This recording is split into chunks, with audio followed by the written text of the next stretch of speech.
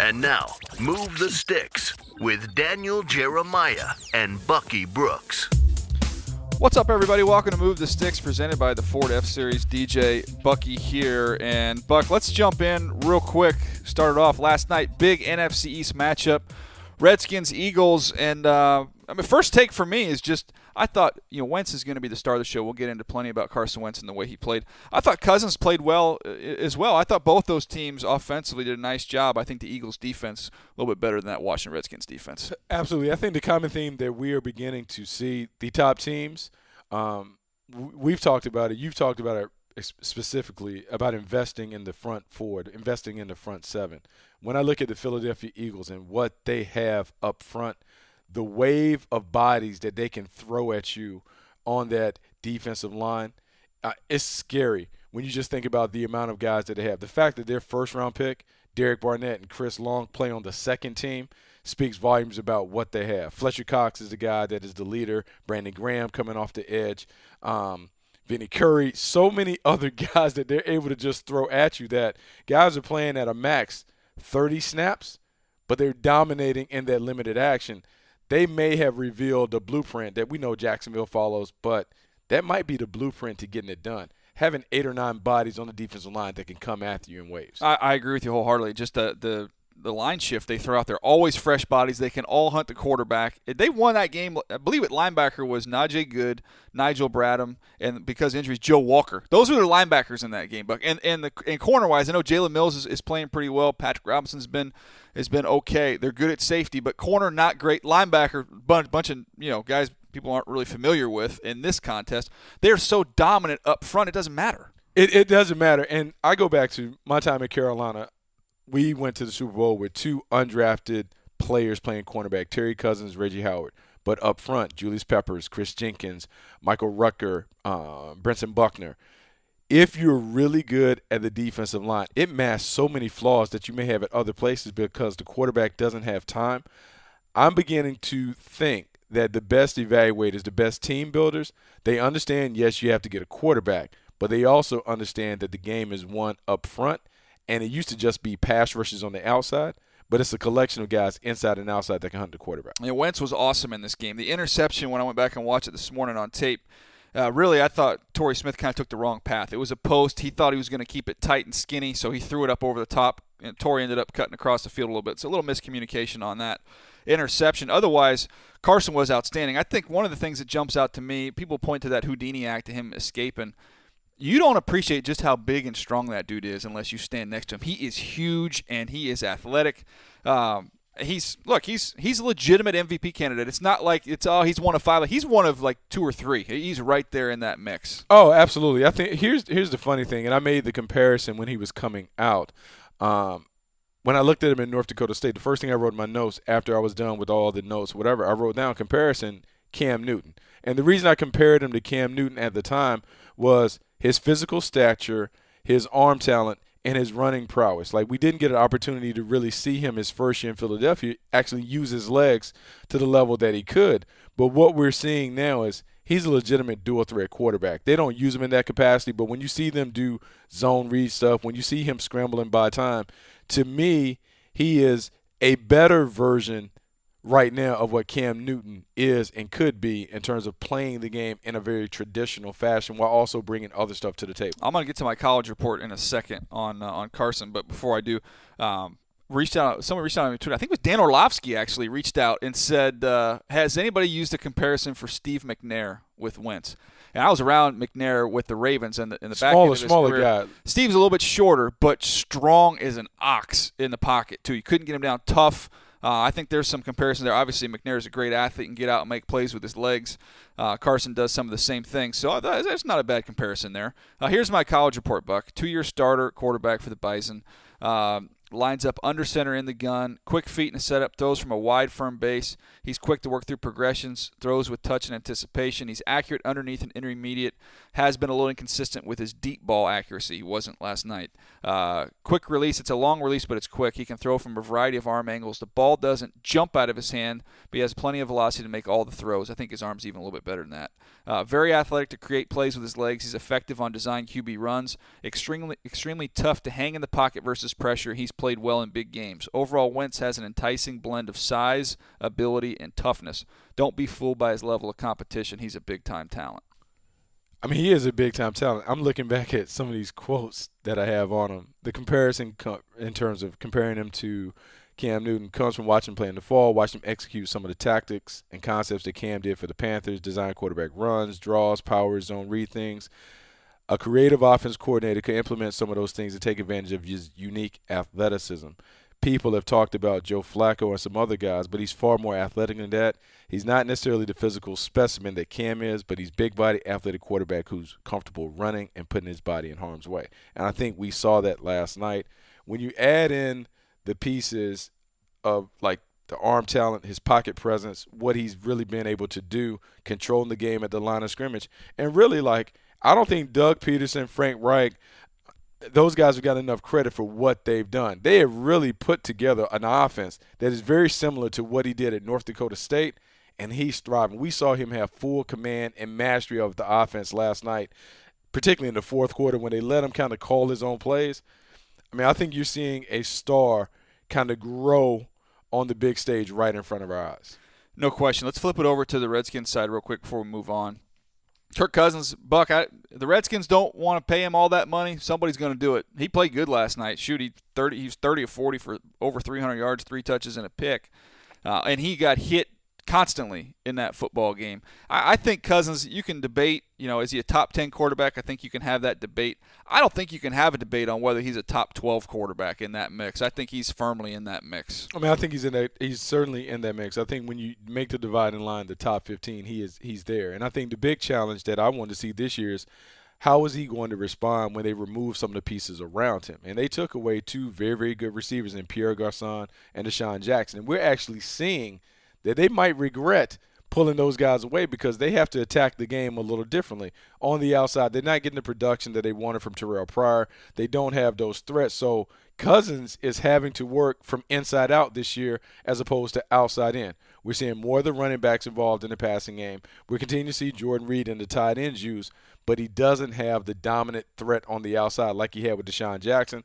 I think this year has shown that Kirk Cousins has the ability to change his game based on the personnel around him. That bodes well for him being a guy that can go on to another team when he gets to free agency. How about these numbers? This is with what he's done right now, this is the projection going forward for the rest of the season based off what he's done. 4,300 yards, 4,365, 32 touchdowns, 8 picks, completing 68.2% of his passes. He's going to get paid, Buck. I mean, he's absolutely going to get paid. I mean, we knew it. We understand that he held all the cards. He is going to get paid, and you think about the teams that are out there available. I know he's been really, really tied to the San Francisco 49ers, but imagine what the Jacksonville Jaguars could do with a guy like Kirk Cousins at quarterback. He would allow them to really take advantage of the weapons that they have on the outside. It would give them an opportunity to really make plays and do some things in the passing game to complement what I think is a very formidable running game and to complement a defense that looks like it's a top 5 defense. Kirk Cousins would be a great fit there. Oh, I'm with you on that one. I think you'll have a lot of suitors when you look at some of the teams out there still looking for a quarterback. Kirk Cousins, he's going to drive the market. Every quarterback now and in the future needs to thank him, too, because he's going to drive that number way up for everybody else. I mean, he absolutely can get it up to the $30 million mark. He's going to get paid. And regardless of what the Redskins do in terms of their record, I think Kirk Cousins has already proven enough to justify being a big marquee franchise quarterback. How about inside? Let's go big picture NFC East.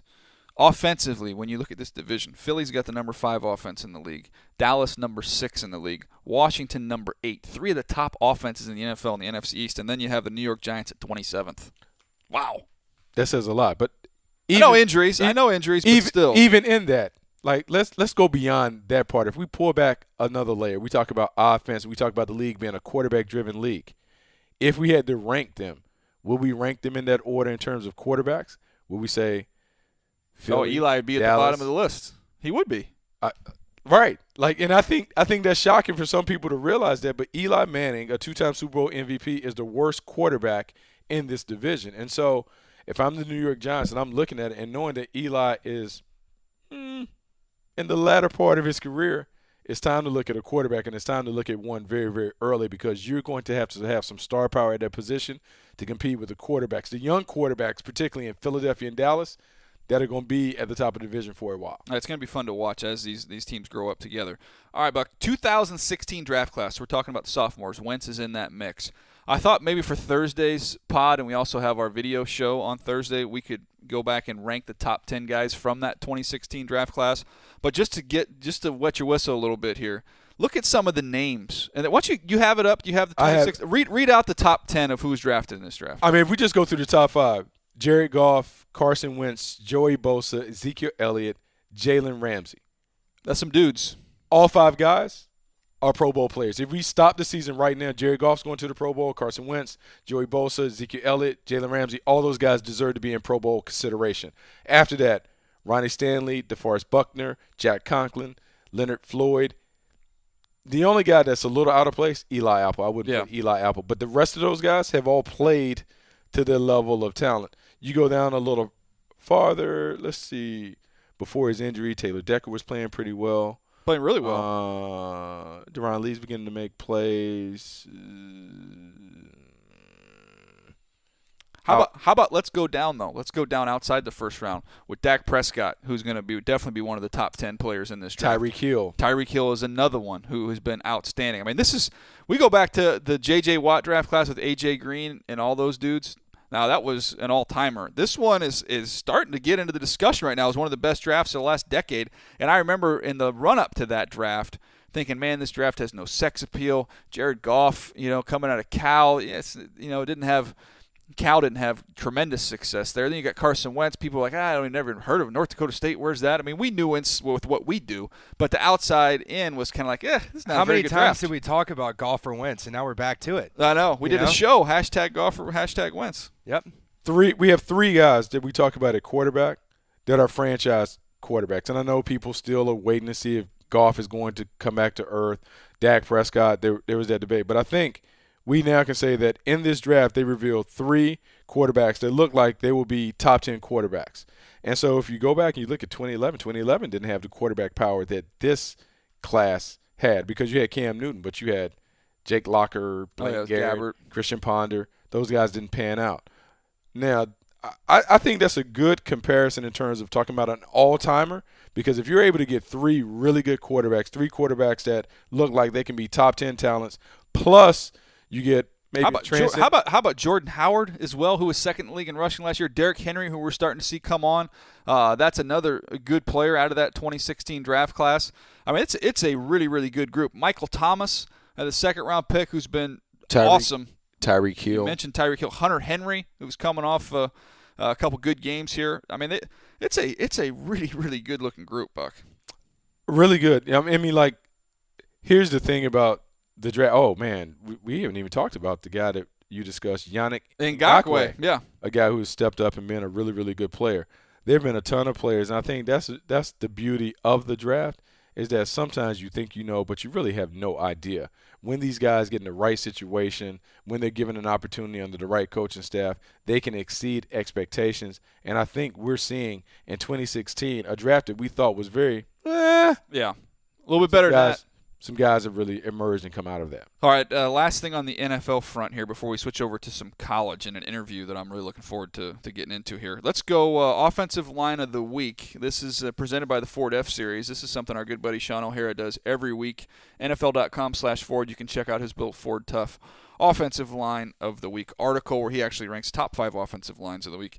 Are we in agreement on this one, Bucky, where we're going? I think I know where we're going. I think we have to go with the Dallas Cowboys. The way they dominated the San Francisco 49ers, because San Francisco 49ers, you can say what you want to about their record. Their defense had played pretty well. They've been pretty stingy up front.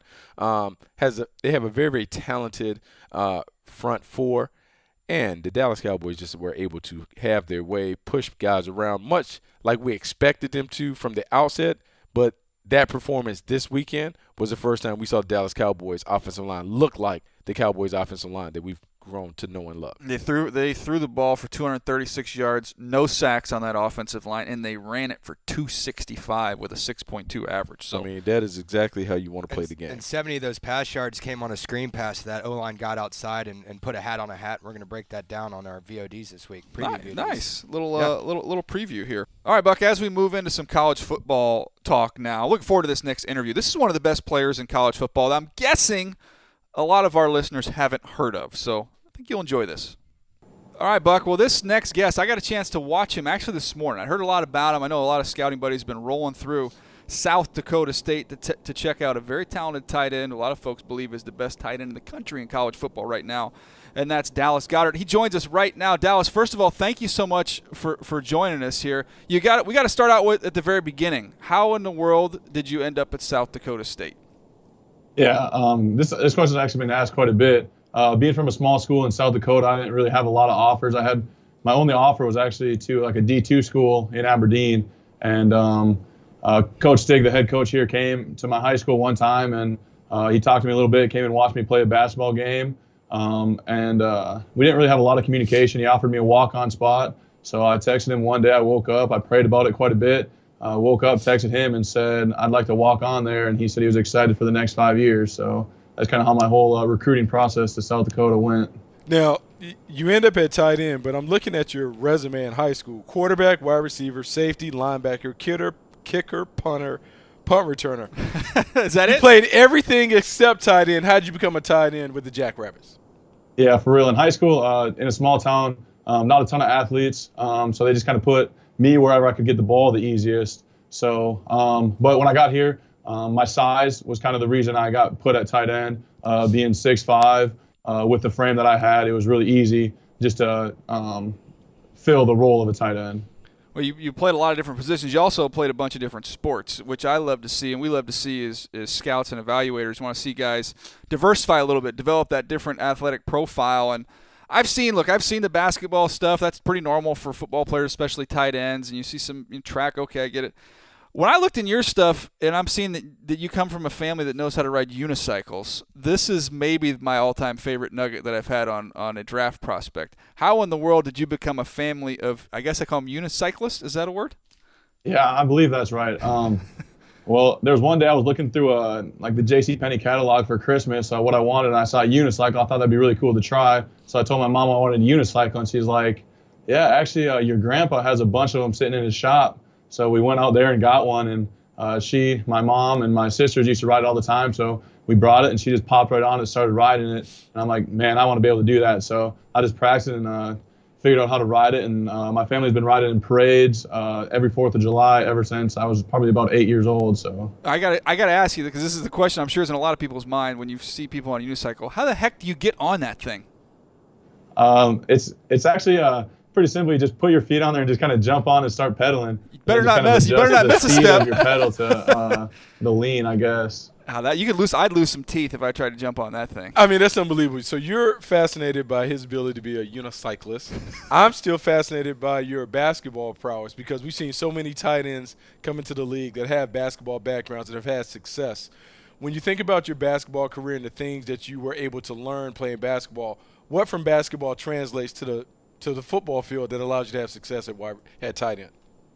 I mean, really, basketball and football correlate quite a bit together. I mean, a lot of jump balls that are thrown to me are kind of like going up for a rebound. You just have to high point it and get it before anybody else can. And I mean, there's just so many different things. Like if you have a man guarding you to go by him, it's just kind of like basketball. You have to cross up a defender to get by him. So just obviously you don't have the ball in your hand when you're doing it, but there's just so many different things, like back cuts to the basket and everything. It's just kind of finding the open spot. Just a lot of things in basketball correlate a lot to football that have helped me in my game.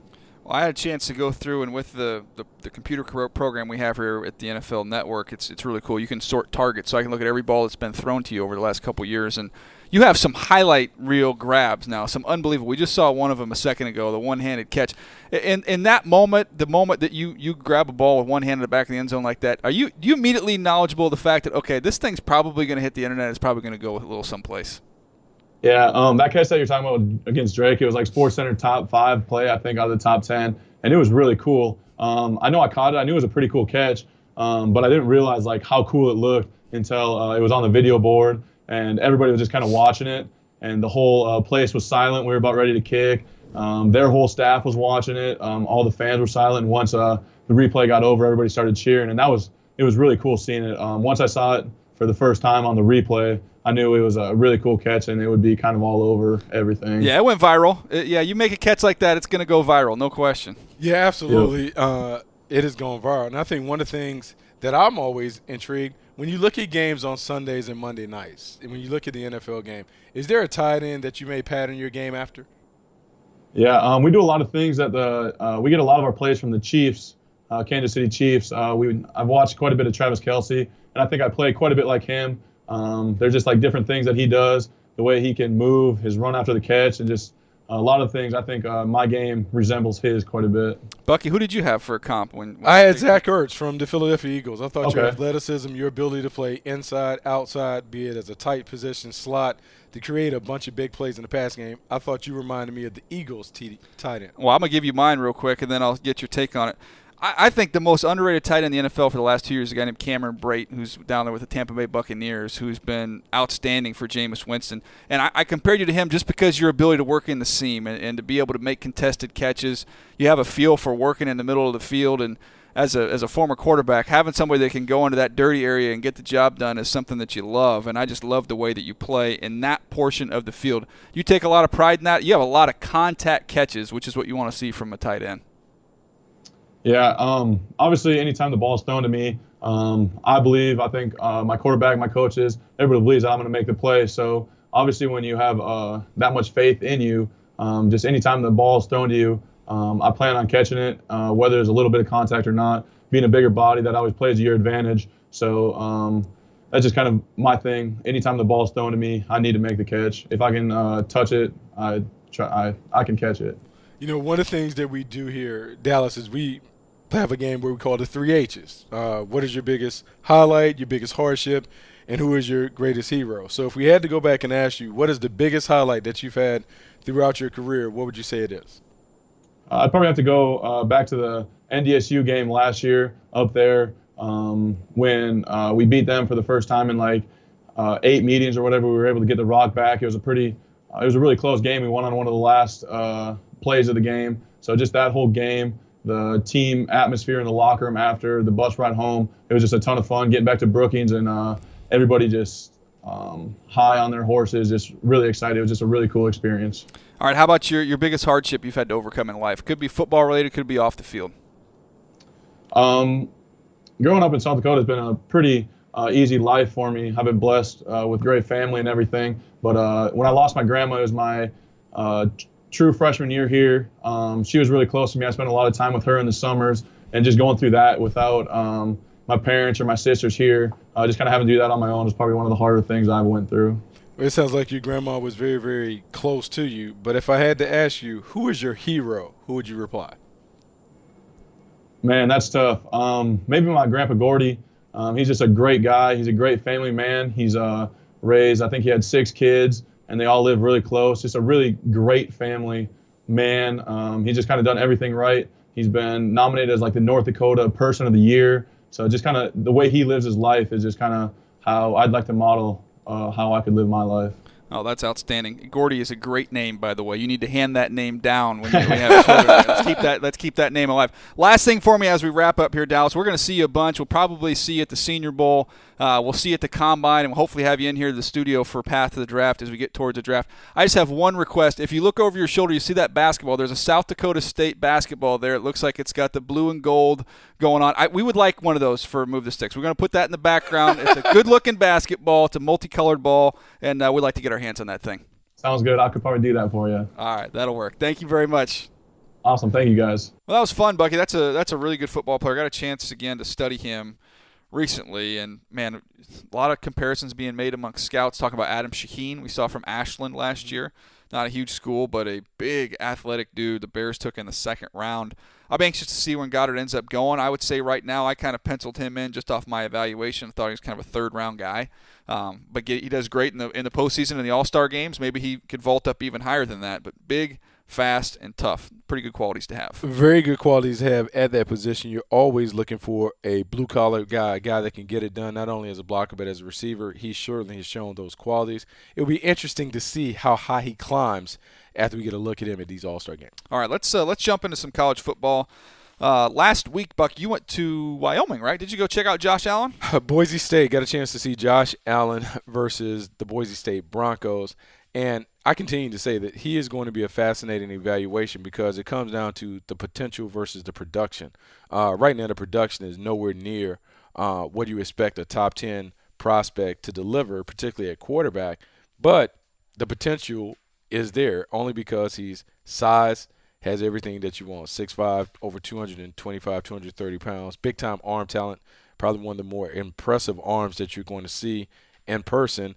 Has the ability, the athleticism, and the running skills to make plays on the move, but he just hasn't put it all together. And so the trick for evaluators and team builders is to kind of figure out, do they have the personnel in place to get him? And when I mean personnel, do they have the offensive coordinator, quarterback coach, and the surrounding pieces to allow him to develop into a big-time prospect? And it's tough because there's a part of me that says he's a bigger, faster, stronger Blake Bortles, and I don't want to tag him with that, but right now that's kind of the thing that strikes me. I know others have given other stronger comparisons, but it's just hard to look at how he's played and the production that he's put up and to kind of fully endorse him as a top 10 pick, even though you see that the traits are there for him to go. I haven't watched this tape yet. Were there a bunch of drops? It's just kind of like a sleepy game. I mean, there's some drops. There's a poor throw here or there. There's some wild throws that he makes. It's just it's kind of the inconsistent play that you've seen throughout his career and throughout like this season. And so if you want to make a highlight, you know, obviously in the war room, in the draft room, if you make a highlight tape with 25 plays, you can put 25 of his greatest plays, and he's going to look like a number 1 overall pick. If you take 25 bad plays, you can make him look like a 3rd or 4th round pick. It's really going to be subjective in terms of what do you need right now and how confident you are that he can develop into something. But I'll say this, all bets are off. If Pat Mahomes can go in the top 10, this kid is a top 10 talent. I just don't know what you do with it. Yeah, it's going to be a fascinating evaluation. I had a scout texting me, I think we talked about this on Sunday, said that he was all in on him. He just said with what's around him, his point was if I took him out of Wyoming and dropped him in USC, he would be no doubt number 1 pick. Would be no debate whatsoever. And then I said, first of all, I think you're overvaluing a little bit of what's at USC right now. That's not the most talented group up front, especially. I think very average. Might be giving him too big of a pass. Like at some point, he has to be able to play. Because I will say this, and I will go on record and I say, if you drop Sam Darnold in Wyoming's offense, I think Wyoming's offense is better and more productive. This guy's not a huge Darnold fan, so what he hit me with was if you took Sam Darnold and put him in Wyoming, he would look like Kevin Hogan. I was like, whoa. Wow. I can't go there. I definitely can't go there. But I get it. It's interesting. And by the way, let's jump over to that SC game. They got absolutely smashed. It was 28-0 in the second quarter. That game was over. Darnold gets credited with the fumble, and I get accused of being a Darnold apologist. Look, it was a bad snap. He didn't get the handle on it. That was kind of a fluky fumble. I don't really put that one on him. The interception, 100% on him. It was a poor read, forcing the ball into the corner. Did not see the corner sinking and had a turnover. You like to see him eliminate that. Outside of that, Bucky, I think he was like 20 of 28. He was pretty efficient with what he had. And they are so dead dog average up front on the offensive line when you watch them. And they don't even look the part on the hoof. That's what's so weird. You're USC, you've got the pick of the litter. If you line up Notre Dame's offensive line and you had them right next to the USC offensive line, it looks like the varsity, it looks like the junior high next to them. I mean, they're not filled out. It's just not a good look. No, it's not a good look. I think here's the thing that I look for in quarterbacks. I mean, it's not necessarily all the numbers. You do look at the traits, but I just kind of want to get a sense of how they play. And I think the big thing that we have with Sam Darnold, even though he'll fall short of the number of wins that you want if he came out with like 23 wins, if we're going by the Bill Parcells thing, is I've seen him in enough big moments to know that he is a quarterback that has the it factor. I've seen him in the Rose Bowl. We've seen him in other big games. Texas was a big one. He's played. We've Utah, seen him bring him back. Texas. We've seen him bring his team back against Utah when they were down by 14 points. We saw him continue to battle in the Notre Dame game.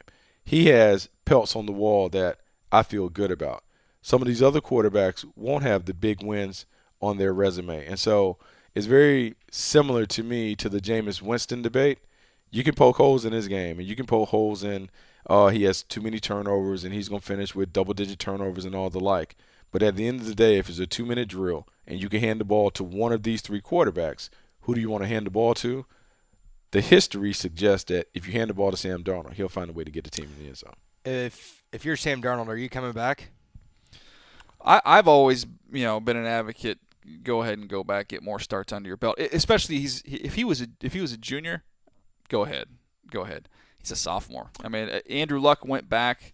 Mariota ended up going back as well, right? Didn't he come back for his junior year? He's a sophomore. I think here's the thing that complicates it for him. I think Jameis is the one that didn't. Jameis came out, but here's the thing. If you're Sam, I guess we can say it. If you're Sam Darnold, let's just say Sam Darnold hypothetically comes out. If the Cleveland Browns, he's scared. Bucky's so scared of Cleveland. Well, you have to be. I mean, like, they have shown that they don't have the ability to develop a quarterback, and like, we can put it on the coaching staff, we can put it on the front office, wherever you want to put it. They played 20 quarterbacks in the last 43, 44 games. The way that they've handled Deshaun Kaiser, to me, suggests that they have no idea how to take a young quarterback and really develop them. We've seen other quarterbacks, and I'm not saying, like, Jacoby Brissett. Jacoby Brissett is coming to the league, was a guy that was a nondescript guy. He goes to New England. He has to start as a rookie. They don't necessarily put it all on him. They found a way to allow him to grow, and he's grown into a player that in Indianapolis, like, is he a top 10 player? No, but he's been serviceable enough as a starter that you can win games with him. I don't think Cleveland understands how to take a young quarterback and protect them enough to allow them to grow into being a functional, successful quarterback. Last year they had Cody Kessler. Cody Kessler started 8 games. Evidently he wasn't good enough. They go get Deshaun Kaiser. Cody Kessler becomes the third quarterback. They don't think he's worthy of being a guy that can even compete for the starting job.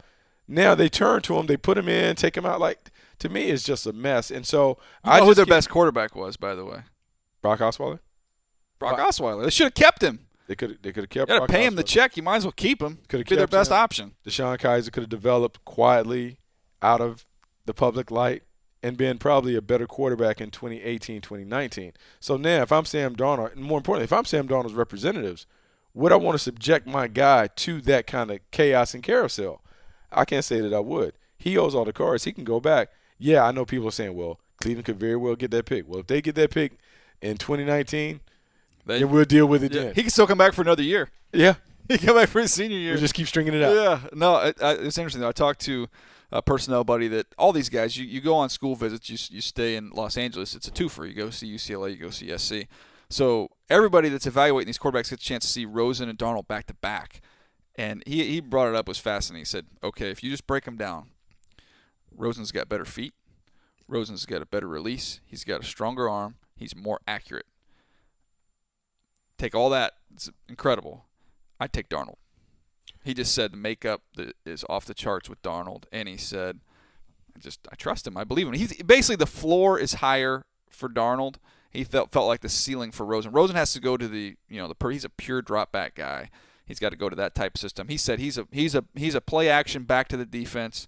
He could be lethal in that type of a system. Here's what I've said in comparing the two, because I think both of these guys are very, very capable of being number 1 overall picks.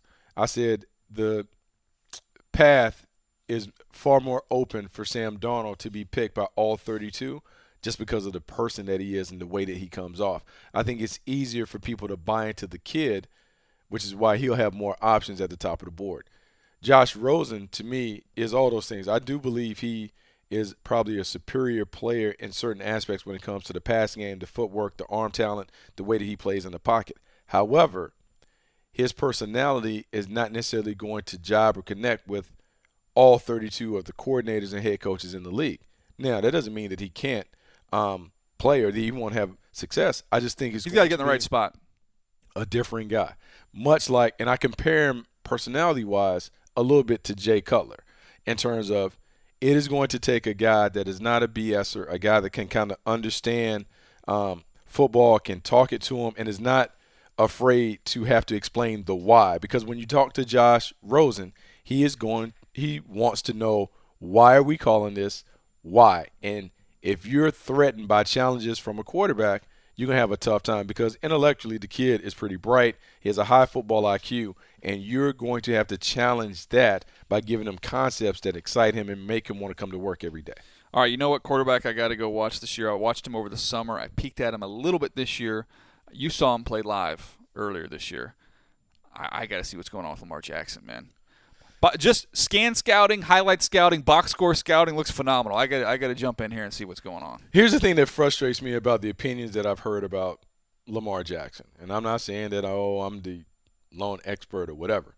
But I think it's interesting to me that people are so willing to dismiss what he's able to do on the collegiate level and say that he can't do it in the NFL level. Especially when you watch NFL football right now. I mean, he's a big-time talent. He's probably the most explosive player at the position that we'll see in the 2018 or 2019 class. He is Michael Vick 2.0 in terms of his explosiveness, his ability to create, his improvisational skills. He has a big-time arm. He can make throws. He's not the most accurate passer, so you have to work around those things. But is he someone that I've read that should be playing wide receiver? I think that's so disrespectful to his game and where we've come at the position. I believe he is someone that a creative offensive coordinator can find a way to maximize his talents. For instance, let's say that he went to Buffalo and was asked to do the same things that Tyrod Taylor is asked to do. Do we think Lamar Jackson could do that? I think so. How about Jacksonville? I think in Jacksonville, you think about adding Lamar Jackson to that running attack, being able to do the same thing, stretch, boot, come out the back door. I mean, like, there are things that you can do, but I think it's going to take the right offensive coordinator that is creative enough to do it. It's unfortunate that Kansas City already has their quarterback and quarterback of the future, but, man, Andy Reid will work wonders with that kind of talent. I think another guy who could work wonders with a guy like that, I think Mike McCarthy could work with that, considering what he's been able to do with quarterbacks throughout his time. I think he could take a young quarterback and teach him how to play the position the right way. Yeah, there's some interesting options for teams there. I mean, I look. Ben's not getting any younger. I know they got Dobbs. They drafted last year. Sorry, Sully, but upgrade. Getting somebody like that in there would be fun to watch him. Time to learn, time to grow. I mean, like really think about that. Now, here's the thing about Lamar Jackson, because it'll be interesting whether he grades out as a first-round talent or a second-round talent or whatever. But I do think that there will be plenty of intrigue about what could you do, what could his ceiling be if he played at the next level. All right, let's. I think we got to get out of here. I think we're a little bit time limited here with the studio space this week. Picks. I'll mention it. 8-4, Buck. We're both 8-4. Kent and Sully both 11-1. I don't know how this keeps happening. I find myself down 12 games to Kent right now. 12 games. I keep going crazy in Lone Wolf in Kentucky. When do you guys make your picks is what I would like to know. Mine are right now, and you're about to make yours here in a second. I'm about to get yours. So. Well, not on air, you're not. No, not on air. Absolutely not. But, hey. I feel like I should be doing some more homework on these picks or something. Yeah, if you're Bucky, though, you can change it on true. air. So technically they're not set in stone. That's true. That's a good point. It's a fair point. Yeah. Okay. I got to do better. Just as simple as that. You just got to do better. Hey, be better, do better. This week is a new week. Challenge for all of us out there. Got to start somewhere. All right, that was fun. Fun episode, boys. Nice job, Bucky. Great work. Got a lot of videos to tape here. Got to get to work. This day is not over, but it is over for this podcast. Thank you guys for listening. We'll catch you next time. Thanks for downloading Move the Sticks with Daniel Jeremiah and Bucky Brooks. For more, go to nfl.com/podcasts.